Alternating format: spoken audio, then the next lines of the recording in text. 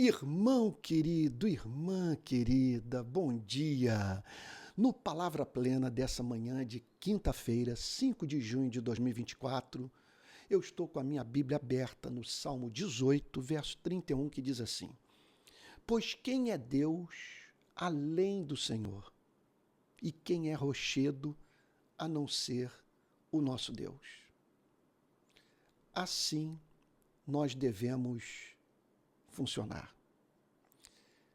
Usar o cérebro, parar para pensar, pegar o muito ou pouco que sabemos de teologia e aplicar aos problemas da vida. É essa lição que Davi, autor desse salmo, nos ensina nesse versículo.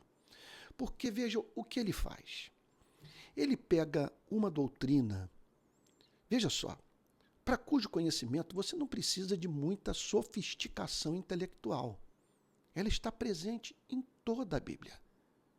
Sobre que doutrina estou falando? A doutrina da unicidade de Deus. Deus é único. Não há outro igual a Ele. O que Davi faz? Ele pega o que a revelação fala sobre a unicidade de Deus e aplica na sua vida. Pois bem, Deus é único. Não há outro igual a Ele. Não pode haver. E isso, de uma forma toda especial, em razão daquilo que os teólogos chamam, à luz das Sagradas Escrituras, de atributos naturais de Deus. São qualidades que têm a ver com a própria definição da palavra Deus. É inimaginável um Deus, por exemplo, que não seja autoexistente. É irracional crermos que Deus veio a existir, ou seja, que ele é causa de si mesmo, que ele existiu antes de não existir. Ele simplesmente é. Um outro atributo natural de Deus é comovente, eu diria comovente mesmo, é a sua imutabilidade. Ele é imutável no seu ser e nos seus atributos. Quer dizer, eu já disse isso e me permita repetir, e eu estou plagiando algum autor cujo nome eu não me lembro. O tempo não põe rugas na face do Criador. Então, ele não decresce em glória, em poder, em majestade, em autoridade sobre tudo aquilo que ele criou. Então, eu já disse para você que ele é autoexistente, que ele é imutável. Agora, em terceiro lugar, ele é perfeito. Dizer que Deus é perfeito, dizer que Deus é infinito, veja só, quando se diz que Deus é infinito, os teólogos estão ao mesmo tempo afirmando, à luz das Sagradas Escrituras, veja, não é que apenas ele seja onisciente, onipotente, onipresente. Dizer que Deus é infinito, veja, é afirmar algo que qualifica todos os seus atributos. Significa dizer o seguinte, que ele é infinito, ou seja, perfeito em sabedoria, em amor, em graça, em bondade e assim por diante. E por fim, por ele ser autoexistente, imutável, infinito, perfeito em todos os seus atributos, ele é único. Não há outro igual a ele. Agora, veja só, os teólogos declaram que ele não é apenas possuidor de atributos naturais. Ele também é Deus possuidor de atributos morais. Ele não é apenas autoexistente, imutável, infinito e único. Ele é também justo, bondoso, misericordioso. Ele é sábio, ele quer dizer, é possuidor de conhecimento infinito. E, portanto, quando nós juntamos os atributos naturais de Deus com seus atributos morais, nós nos deparamos com um quadro estonteante mesmo de tirar fôlego. Aí nós entendemos porque a grande ambição dos cristãos é a visão beatífica, que é ver a glória de Deus. Porque veja, o único objeto, vamos assim dizer, de contemplação do espírito humano que não enfastia, que não causa enfado, que não cansa. E não há nada mais fascinante. Isso que o cristianismo faz conosco. Quando você tem contato com essa espécie de Deus, você, veja só, põe o universo, tudo que foi criado, no seu devido lugar. Você passa a ver a criação, mesmo de uma galáxia, como meio, não como fim. Sua ambição não é ter olhos para contemplar o cosmos, mas sim para divisar o que está por trás de tudo que foi criado. E a ele conhecer, a ele amar, a ele adorar. Agora, qual é o raciocínio de Davi nessa passagem? Veja só. Veja, por causa dos seus atributos naturais, em razão dele ser, veja só, dele ser único, ele não tem rival no universo. Isso significa que os seus atributos morais sempre prevalecerão. Não há nada que possa fazer oposição à sua justiça, à sua bondade, ao seu amor. Por isso, quando Davi diz, quem é Deus além do Senhor? Ele está não apenas dizendo que ele é o único Deus em meio a tantas divindades inventadas pelo homem. Quando ele diz Deus é o Senhor, preste atenção. O Senhor é o Deus que se revelou a Israel. Ele está dizendo o seguinte, o Deus que se revelou a nós é o único e verdadeiro Deus.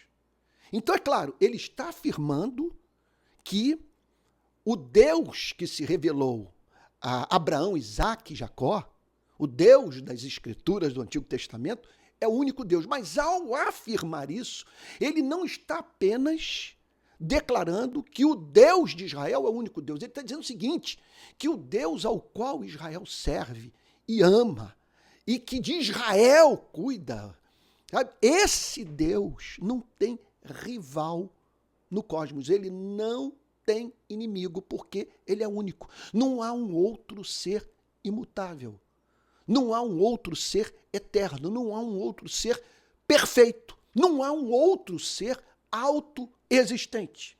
Portanto, não há outro rochedo. Por isso que ele diz na parte B, veja só, do verso 31, e quem é rochedo a não ser o nosso Deus? Ele não apenas é existência concreta, mas também é o único que serve de rocha, de fundamento da nossa esperança. É por isso que eu não sou coach, por isso que eu sou pregador. Eu não acredito que possa ser comunicado ao homem algo que traga paz ao coração perturbado, sabe, que seja capaz de prescindir de um versículo como esse. Quando você ouve alguém ali apresentar o caminho da felicidade, procure sempre cobrar a resposta para a seguinte pergunta: o que serve de fundamento para esse caminho? O que existe para o qual eu possa olhar e dizer, isso é rochedo. Aqui eu encontro estabilidade. Aqui, realmente, eu me deparo com algo que me oferece uma proteção para a qual não há contraponto, não há objeção que minha razão seja capaz de levantar. Veja só, a ponto de roubar a paz que me é comunicada por essa verdade. Qual verdade? Quem é Deus? Além do Senhor. E quem é rochedo a não ser o nosso Deus? Portanto, creia. Creia de todo o seu coração. E não apenas isso. Busque refúgio somente nele. Você não vai encontrar no universo outro lugar para o descanso da sua alma. Repito, talvez a sentença extra-bíblica, fora do cânon do Antigo e do Novo Testamento, mais citada por mim, talvez a mais famosa da história do cristianismo, que é aquela que pode ser encontrada nas Confissões de Santo Agostinho. Logo no início dessa obra extraordinária. Ele diz o seguinte: tu nos fizeste para ti. E o nosso coração não encontra descanso enquanto não descansa em ti. Portanto, ele é único. Único no universo. E não apenas isso. Único que pode oferecer a você e a mim fundamento para a paz que tanto almejamos. Que Deus o abençoe e o guarde. Vamos fazer uma pequena oração?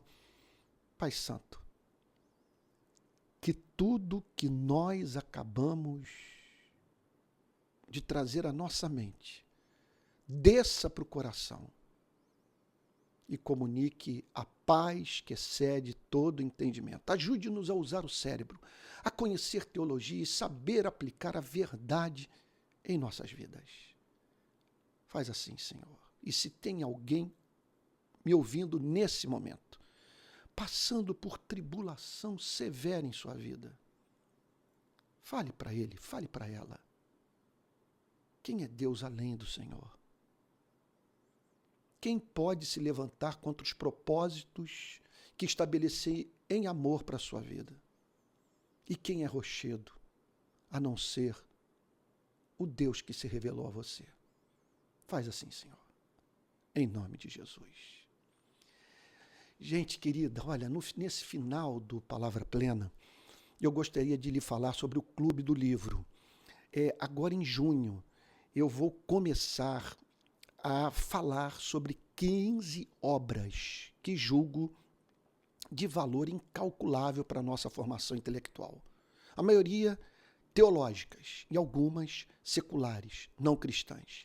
Então, veja, a ideia é nós lermos juntos dessas 15 obras, 6 esse ano. E ano que vem eu vou lançar a segunda edição do Clube do Livro. Eu não tenho a mínima dúvida que isso vai elevar a sua compreensão sobre temas centrais da vida. Portanto, eu vou deixar na definição desse livro o link a fim de que você possa se matricular no Clube do Livro. Primeiro eu vou dar uma aula sobre esses livros e depois nós vamos debater. Vamos ler juntos e você vai tirar suas dúvidas comigo, tá bom? Então vai lá no link, clique, procure se matricular e vai ser um prazer caminhar com você, crescer intelectualmente na sua companhia. E por fim, eu quero também lhe dizer que eu tomei a decisão de viver das redes sociais, sabe? Com as mudanças que houve no meu ministério, por conta de tudo que ocorreu na nossa nação a partir de 2018, eu estou hoje sendo mantido de uma forma toda especial pelas redes sociais. E tudo que faço. E a expansão, portanto, desse trabalho depende muito da contribuição daqueles que me seguem para montar uma equipe, para melhorar a excelência da transmissão, sabe? Para ampliar também o alcance do Palavra Plena. Então, caso você possa contribuir, eu não estaria tocando no assunto se isso não fosse muito importante, tá bom?